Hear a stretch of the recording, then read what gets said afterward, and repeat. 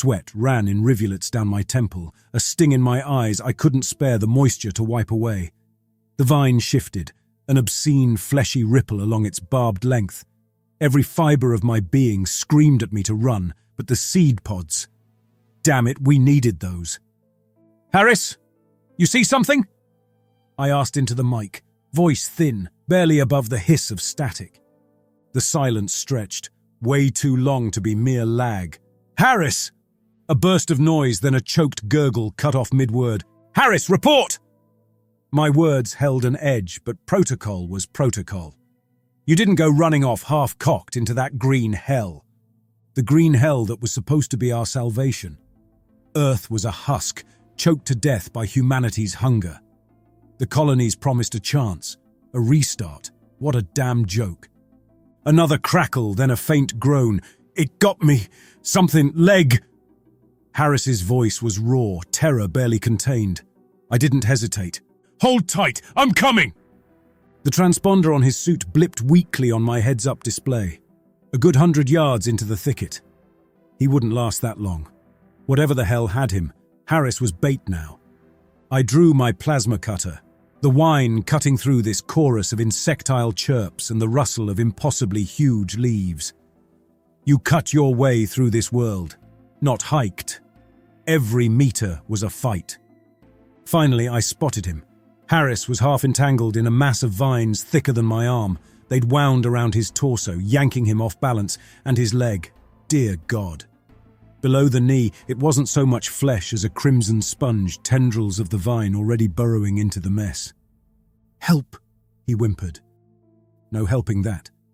Quarantine protocol was crystal clear. Compromise means contain. The seed pods were a good half-mile behind us. If we didn't get them back, if this blight spread. I raised the cutter.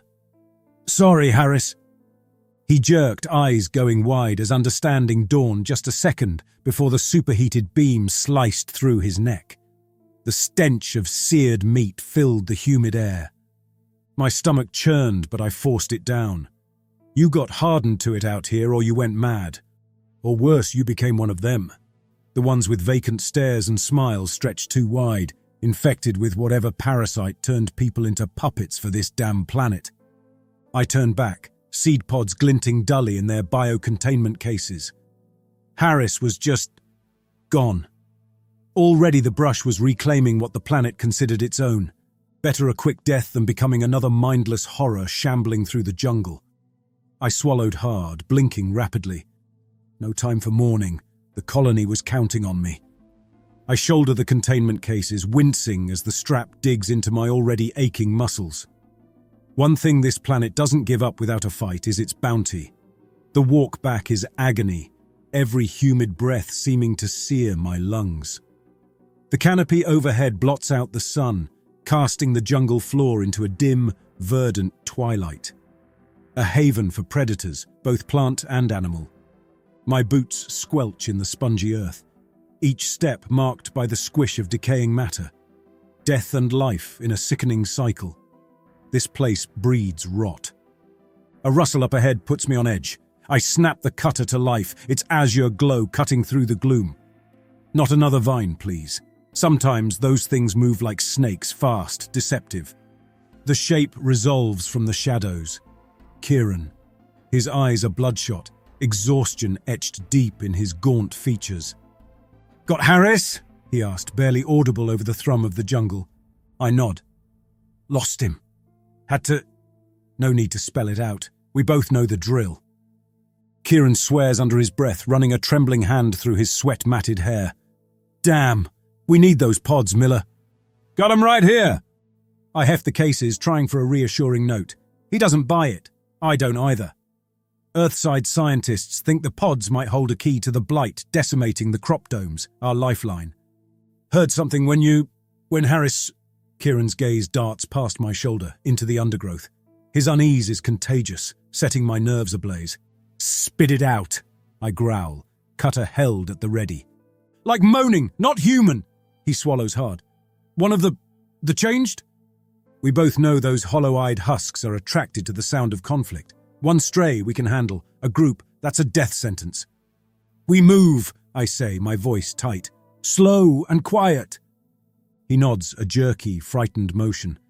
Every step back toward the outpost is a step away from Harris's fate, yet every step also feels like one closer to something far worse.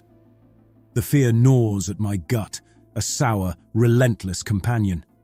It's worse at night when those vacant stares seem to glow in the dark and the moans rise on the humid breeze.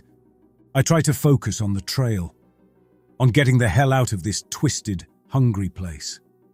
But it's hard when your own mind paints horrors behind every leaf, in every rustle. Out here, death is a certainty. The question is, what form will it take? A twig snaps to our left, loud as a gunshot in the oppressive silence. Every muscle tenses, both of us whirling, cutters humming with lethal intent. What lurks in the shadows? An opportunistic beast drawn to the scent of blood. Another of the blighted? Nothing. Just the jungle, indifferent to our terror. Kieran lets out a shaky breath, eyes still wide.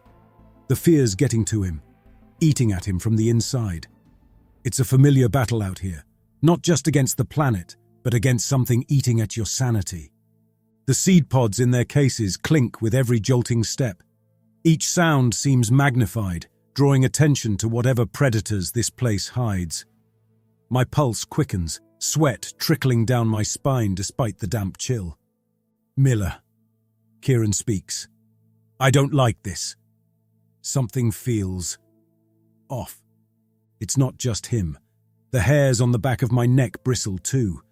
An oppressive weight descends on the jungle, the insectal hum fading as if the entire world holds its breath. "We're close," I said, trying to sound more confident than I feel. The outpost should be just over the next rise, a haven against this green nightmare. We just need to... A wail pierces the air, an unearthly shriek that sends ice through my veins. It's like the cry of a dying animal, amplified and twisted into something monstrous. We freeze, Kieran's face paling beneath the grime. "The hell was that?" His voice trembles. "No idea, and I don't want to find out." If anything cuts through the usual sounds of this place, it's big, and dangerous. I grip the cutter tighter, willing the outpost to appear through the dense foliage. A movement in the underbrush, a flash of yellow, eyes gleaming in the gloom. It darts back into cover before I can get a clear shot. "What the?" Kieran stammers. He cuts off as a low growl resonates through the trees. My blood runs cold. That's not the growl of any beast in the colony reports. My fingers tighten on the cutter as adrenaline surges, a bitter tide of fight or flight. Whatever lurks out there, it's not waiting for us to make the first move. The thing crashes out of the undergrowth, a sudden eruption of sinewy muscle and mottled hide. Huge, taller than a man, its body warped and distended into something obscenely powerful. Yellow eyes, pupilless voids in a skull stretched too wide, bore into us with unsettling intelligence. "Saints preserve us," Kieran whispers, his voice a whimper. I don't blame him. What we're facing is a nightmare born straight from this damned planet. It snarls, a sound filled with the promise of violence, razor-sharp teeth glinting in the gloom. The creature lunges. We both fire, the plasma beam slicing through the humid air. It yelps, a spray of luminous blood painting the ferns, but the wounds close almost instantly, leaving behind charred, stinking flesh. Whatever they'd done to this thing, it wasn't fully alive, and it damn sure wasn't going down easily. "Run!" I bellow at Kieran. "This isn't a fight we can win. It's about survival now, about buying time between us and whatever unholy fate that creature represents." The jungle explodes into a maelstrom of motion. Thorns tear at our clothes, vines trip our feet. Every root, every dip in the terrain feels like a deliberate trap. Kieran stumbles, crying out as his ankle twists under him. His cutter rolls from nerveless fingers, vanishing into the decaying foliage. Terror surges through me, but there's no time. I scoop up his gun and drag him bodily, his panicked shouts ringing in my ears. He thrashes, more hindrance than help, but I can't abandon him. Not again, not like Harris. The beast's roar reverberates behind us, each thundering step gaining ground. Its scent, a mix of rot and animal musk, clings to the thick air. If it catches us. A break in the trees ahead. The outpost. Its steel perimeter gleams faintly through the tangled greenery. I redouble my efforts, dragging Kieran through a gap in the choking vegetation. "The gate!" I bellow.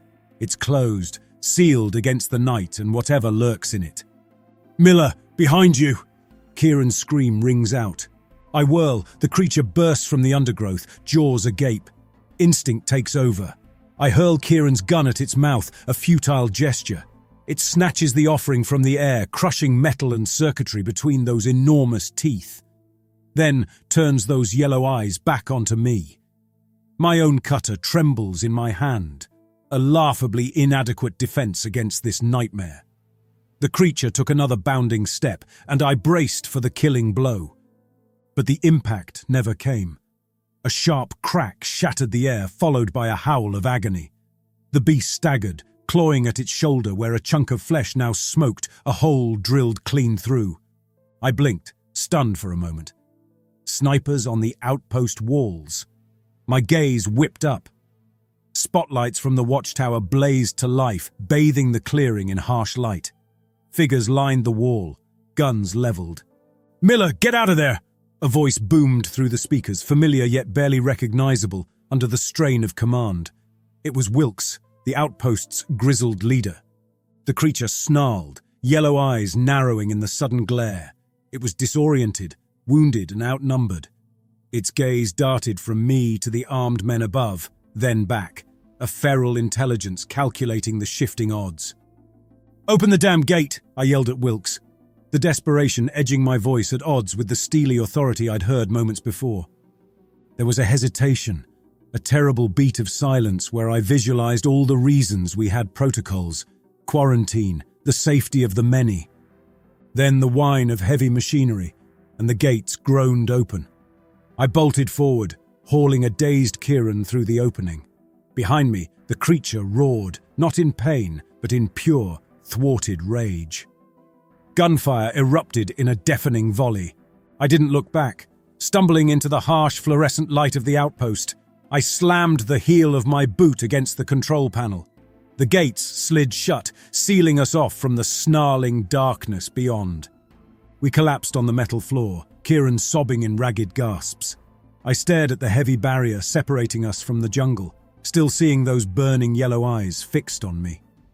"New breed," Wilkes muttered, surveying the creature on the external monitors. It hadn't fled, but paced restlessly along the perimeter, a relentless predator denied its prey. "Just when you think you've seen it all." This planet was throwing new horrors at us, evolving, turning our own fears into twisted reality. We'd survived the encounter, bought time, but for how long? Wilkes ordered Kieran quarantined. His twisted ankle was mere misfortune. A bite, a scratch from the beast, was a potential death sentence. Medics hustled him away, his protests fading down the sterile corridor. I slumped against the cool metal wall, exhaustion seeping into my bones. Every muscle throbbed, sweat turned clammy under my protective suit. Wilkes watched me assessingly, a crease between his bushy brows. "You cut it close out there, Miller," he grunted, none of the urgency of moments ago bleeding into his voice. "Damn close." "We got the pods." I gestured towards the containment cases stashed in a corner. It felt like a weak defense against the silent accusation. Wilkes nodded, but his eyes held a lingering tightness. "Those might be the least of our problems." He angled towards the monitors. The creature still paced the perimeter, its growls booming through the speakers. "Earthside won't like this, not one bit." "It knows we're here now," I said, my voice flat. "It won't give up easy." "Damn right it won't." Wilkes rubbed a meaty hand over his stubbled jaw. "This changes things. No more two-man missions. And tell your people—" He hesitated, something like regret in his eyes. "Tell them they'll be pulling defensive duty too. We need every gun, every eye on the walls." A pang of dread twisted my gut. The science teams, the botanists, they were soft-handed, unaccustomed to combat. The realization that we were now overtly at war with this world was a bleak and sobering truth. "I'll get the word out," I said, shoving myself to my feet. Duty called, even when it offered nothing but grinding hardship and the ever-present spectre of a terrible demise. As I turned, a new thought snagged at my ragged mind. Wilkes! This thing, it almost felt smart. Took a dumb gamble when it went after Kieran's gun. His lips thinned in agreement. "The planet's evolving, Miller, and it ain't evolving in our favor." Leaving me chilled to the bone despite the stifling heat of the outpost, I headed for the barracks. Sleep would be a welcome gift, but doubted I'd find it tonight. Tonight, even in this man-made haven, I'd hear the jungle's ceaseless hum. I'd see those burning yellow eyes. And somewhere, out there, something that was no longer just animal waited, schemed, and grew stronger. Days passed in watchtower shifts, patrols through the dripping green labyrinth, and the ever-present dread tightening its fist around my heart. Everyone was on edge, the scientists jumpy at every rustling leaf, the gruff veterans sporting hunted looks. Wilkes called a meeting in the rec hall, a somber affair with faces etched starkly under the harsh fluorescence. "Earthside has given us a new mandate," he announced, his voice heavy. I met Kieran's eyes across the table. He was pale, thinner, but the quarantine medics had cleared him. Lucky bastard. "Not just survival," Wilkes continued. "Containment. We're building a wall, automated turrets, perimeter mines, the works. They want us to hold the line, buy time for them to analyze that." He nodded towards the creature's pacing form on the monitor. "And figure out how the hell to stop more popping up." Murmurs arose, a mix of fear and defiance. Wesley, a young botanist with his entire life still ahead of him, stood, voice shaking. "But what about the research? The pods?" A bitter laugh escaped me. "Pods won't save us now, kid." Wilkes raised a hand, silencing the dissent. "He's right," he said grimly. "First we secure this outpost, then we worry about the outside world. Supplies are coming, reinforcements too. Until then, we do what we have to." Kieran shifted beside me, his voice a strained whisper, like turning this place into a prison. Prison was a damn accurate word. The days that followed were a flurry of construction, the thrum of generators and the scrape of shovels replacing the usual sounds of the colony. The jungle was pushed back, a raw swath of cleared land marking the boundary. Walls rose, metal and concrete barriers against the encroaching green tide. I did my part, led cutting teams for lumber, trained the civilians in combat drills. Nights were fitful, plagued by nightmares where vines were not just plants, but grasping claws, and those burning yellow eyes glowed from within my own skull. Life on the outpost transformed. Laughter ceased, replaced by the relentless hum of machinery and the clanging of metal upon metal. Watchtower shifts became back-to-back stints, eyes bloodshot as we scanned the green wall for movement. It began with probes, small nimble creatures, twisted variations of once familiar fauna, tested our defenses. They came at night, shadows against the stark perimeter floodlights, their deaths marked by the staccato gunfire and acrid stench of scorched flesh. Each body was hauled in, dissected with fascination by the few remaining biologists. Wesley, usually gentle, hunched over the lab bench, his eyes cold. Each mangled corpse revealed the planet's horrific creativity.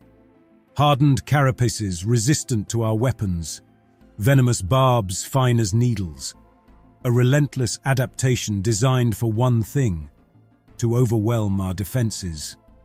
Kieran, back to duty after a hasty healer's patch-up, muttered beside me one night on the wall, "It's like the damn planet is learning from us." The thought was as chilling as the damp jungle air seeping past the collar of my fatigues.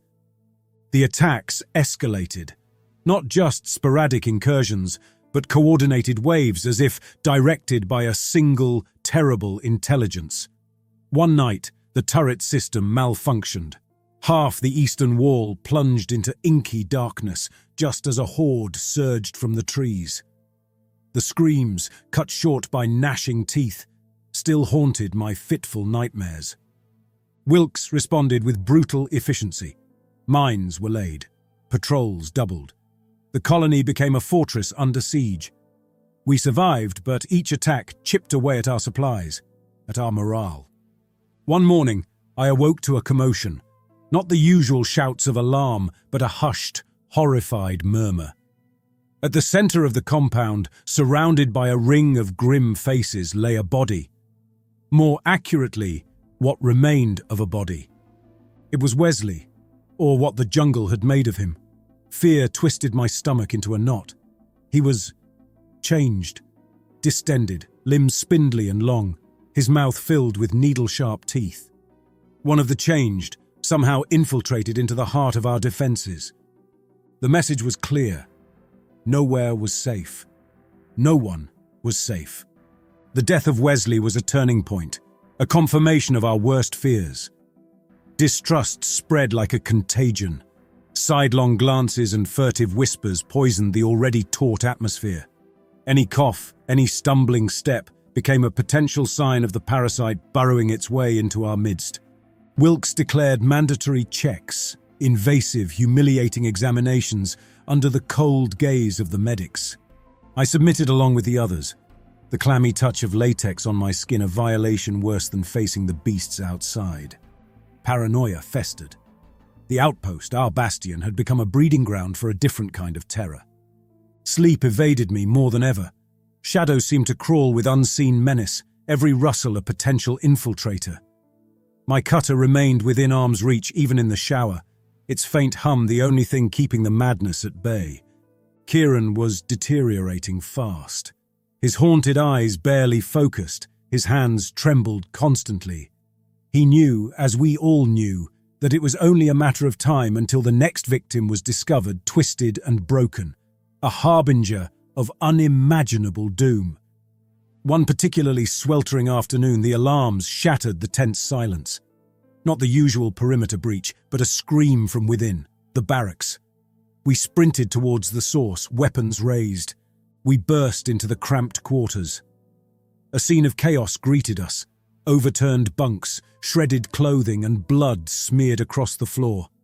At the center of it all stood Davis, a veteran colonist, his wild eyes filled with terror. In his hand, a crudely fashioned shiv gleamed, its tip crimson. "It was him!" Davis screeched, pointing a shaking finger at Kieran, who cowered in a corner, eyes darting madly. "I saw it! That thing had changing him!" "Davis, calm down," Wilkes barked, stepping forward cautiously. We all knew what had to be done, even if none dared say it aloud. Mercy had become a weakness we could no longer afford. "Miller," Wilkes said flatly, his gaze fixed on me, "take him out back, cleanly." The words were a death knell. A knot of cold dread settled in my gut, but I simply nodded. This was our reality now. No trials, no justice, just brutal, necessary survival. Every day, this damned planet seemed to push us closer to the precipice of becoming the very monsters we fought. The walk out to the clearing behind the outpost felt funereal. Kieran stumbled beside me, a broken shell of the man he'd once been. Shame twisted in my gut, but it was a fragile, useless emotion in the face of the cold logic of our situation. He didn't plead, didn't cry out, just a hollow, mumbled apology. Whether to me or some unseen tormentor in his fracturing mind, I couldn't tell. The clearing was a stark, muddy space, littered with the detritus of the colony's endless struggle. Abandoned crates, rusting tools, markers of our fight against the encroaching green. "Face the jungle," I instructed. Kieran did as he was told, his thin shoulders hunched in defeat. The back of his head was a stark target, his haunted, vacant gaze fixed on the dense wall of vegetation. I took a steadying breath, raising my cutter. In that suspended moment, I saw it reflected in Kieran's widening eyes. Movement above, a shadow detaching itself from the watchtower's silhouette. I whirled, time distorting with adrenaline-fueled clarity. A figure, too lanky, too spidery-limbed to be human, clung to the metal structure, its mouth filled with serrated teeth. One of the changed, lurking, waiting, its yellow eyes gleaming. "Miller, look out!" Kieran's voice cut through the sudden chaos. I spun, firing blindly at the creature as it sprang. Pain exploded across my shoulder as its claws raked at me, tearing through my protective suit. The scent of my own blood mingled with the cloying, sickly sweet stench of the beast. The force of the impact drove me to the ground. My cutter skittered from numb fingers. It lunged, its impossibly wide jaw aimed at my throat. I grappled wildly, scrabbling for purchase in the slick mud. Then, a blaze of plasma fire, the unmistakable howl of Wilkes's heavy-duty rifle. The creature shrieked, a gurgling sound as the beam carved through its flesh. It thrashed, acrid smoke rising from its wounds, then collapsed, twitching, upon me. Wilkes was by my side in an instant, hauling the beast's lifeless form off me. I scrambled to my feet, chest heaving, heart pounding in my ears. Blood trickled down my arm, a fiery pain blossoming under the torn fabric. "You cutting it close again, Miller?" Wilkes grunted, but there was concern in his flinty eyes. I glanced towards Kieran, forgotten in the sudden violence. He stared, mouth agape, at the steaming remains of the creature. Then he slumped to the ground, releasing a sob so raw it seemed to rip the very air apart. As darkness claimed him, I couldn't help but think we were all falling apart, piece by agonizing piece, and the worst part, the part that chilled me to the bone. The nightmare wasn't over, not by a long shot. Medics patched me up. It was a nasty wound, but flesh heals. The deeper scars were the ones you couldn't see. Kieran was locked away in solitary for his protection, Wilkes said, though we all knew it was for ours. The outpost carried on, the cogs of our little war machine continuing to turn. Yet the attack lingered, a phantom menace poisoning the air with a chilling realization. The changed. They weren't just driven by some instinctual hunger. They were getting smarter. The ambush, the coordination. It twisted my guts into a cold knot. Days later, I was summoned to Wilkes' quarters. It was a Spartan room. Cot, battered desk, maps of the surrounding territory pinned to the wall, marked with notations. Wilkes waved me to a seat. "Intel came down from Earthside," he said, his voice a shade huskier than usual. "They picked up chatter." "Chatter?" I frowned. The planet's screeches and rustling sounds set your nerves on edge, but chatter, that implied something far more unsettling. Wilkes nodded. "Not from the beasts, Miller. From the changed. Seems their voices ain't just for screaming anymore. Those freaks are talking." A shard of ice pierced my heart. One thing was fighting mindless beasts, a whole other to face an enemy that could coordinate, strategize. My mind raced as Wilkes passed me a datapad, the crude readout confirming Earthside's analysis. "Broken frequencies, primitive, but language," I muttered.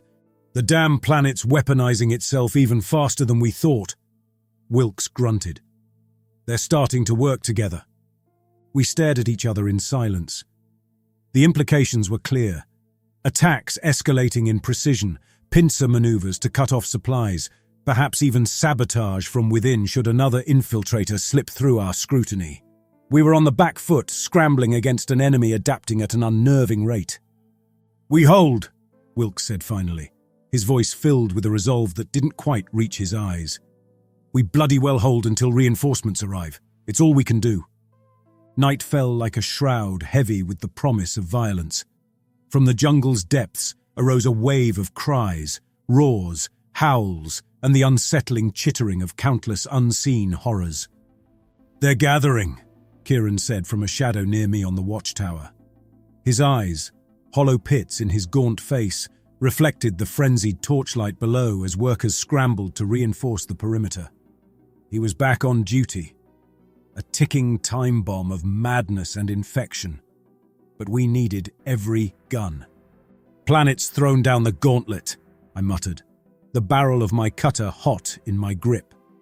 Wilkes, beside me, let out a humorless chuckle. "Damn right they have.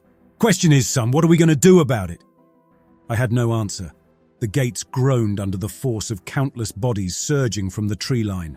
Things I'd never before witnessed charged from the shadows, things armored like tanks, razor-clawed horrors swift as lightning, and creatures of such warped anatomy that my stomach churned with revulsion. The sheer diversity was sickening, a demonstration of the planet's twisted creativity. Turrets activated, beams of superheated energy scything through the charging hordes. Beasts shrieked, their bodies incinerated in blazing displays, but the tide was relentless. Claws, teeth, and spines tore at the metal barrier, the relentless scraping a deafening, maddening force. "Fire!" Wilkes's voice boomed above the chaos. We unleashed hell, cutters spitting bursts of plasma into the mass of flesh. The stench of burning fur and chitin filled the air, a nauseating counterpoint to the adrenaline-fueled battle rage coursing through my veins. For every beast that fell, 2 more took its place. The automated defenses began to falter, systems overloaded from the relentless onslaught. A hulking beast, its hide hardened like rock, slammed into a turret, crumpling it like foil. The perimeter lights flared, then died, plunging us into semi-darkness. "Miller, rally a team! Get those lights back online!" Wilkes barked, even as his heavy-duty rifle thundered, cutting down swaths of the enemy. I sprinted down the watchtower steps, a wave of dread crashing down on me. In the half-light, I saw the gates start to buckle. "Fall back!" The order ripped raw from my throat, but the defenders, fueled either by mad courage or sheer terror, held the line, their fire a desperate barrier of light against the encroaching tide. I reached the generator compound, a knot of technicians huddled in a circle of light. "Status!" I yelled over the din. "Overload, sir!" A sweat-streaked tech shouted back. "Too much draw from the perimeter!" I swore. Without those lights, we were blind. Then movement caught my eye, a sinuous form slipping past the barrier towards the compound. One of the changed, its limbs twisted, teeth bared in predatory glee. It was going to sabotage us. A surge of pure fury propelled me forward. I slammed into the creature, sending it careening into a stack of crates. My cutter sliced through the air, but it twisted with unnatural agility. A clawed hand lashed out, tearing a gash along my ribcage. I cried out, pain momentarily eclipsing the chaos around us. The beast lunged for my throat. I rammed the barrel of my deactivated cutter into its jaws, fingers seeking the trigger even as its fetid breath washed over me. Then, a blast of light. One of the techs had rerouted power, the floodlights blazing to life above us. The sudden glare blinded the creature. I fired, a burst of plasma reducing its head to a smoking ruin.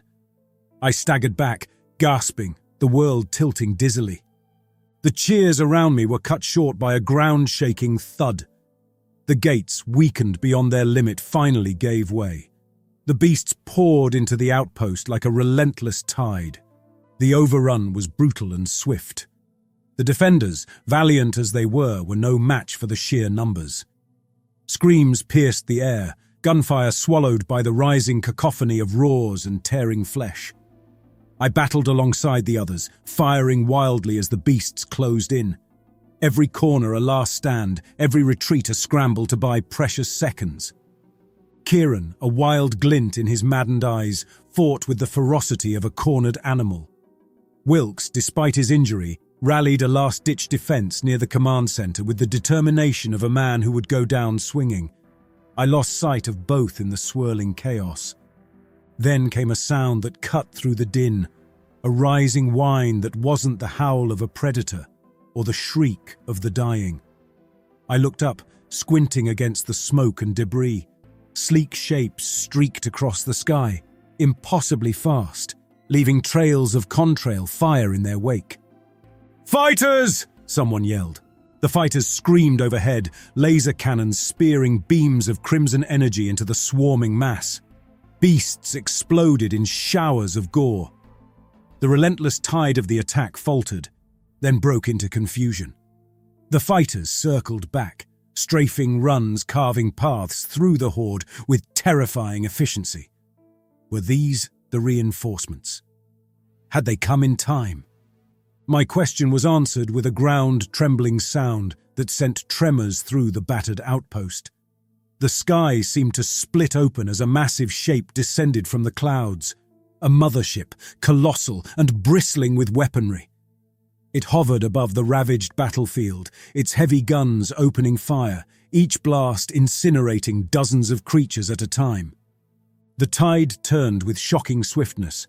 What had moments ago seemed an inevitable slaughter was now a desperate rout. The creatures, faced with devastation raining from the sky, broke and scattered, driven back towards the encroaching jungle. Through the haze of smoke and adrenaline, figures rappelled down from the mothership. Reinforcements clad in advanced combat gear fanned out, securing the perimeter. Medics rushed towards the fallen. They moved with precision, an unnervingly stark contrast to our own ragged band of survivors. A shadow fell across me. I looked up to see a soldier, his face obscured behind a mirrored visor, extending a gloved hand to help me to my feet. "Miller?" His voice was crisp, devoid of the weary resignation that had become the norm amongst us.